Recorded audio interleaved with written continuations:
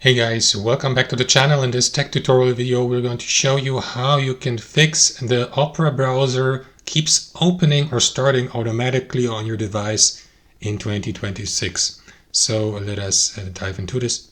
So guys, if you, for instance, on Windows 10 or Windows 11 or any other operating system and the Opera browser keeps launching whenever you start your computer, you may fix this by using the following methods. Option number one, you disable the auto start feature here in Opera itself.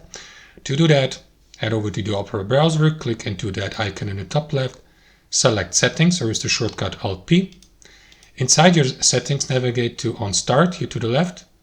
And what you want to do next is go through these options and disable the option at the bottom, run when my computer starts. That is going to disable the auto start. I'm going to keep it enabled, but you can customize that settings.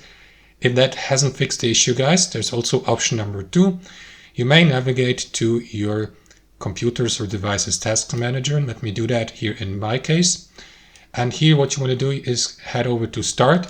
As you can see, the interface language is not English, but you will see a separate tab here for processes on your device that are that may be launched when you start your computer.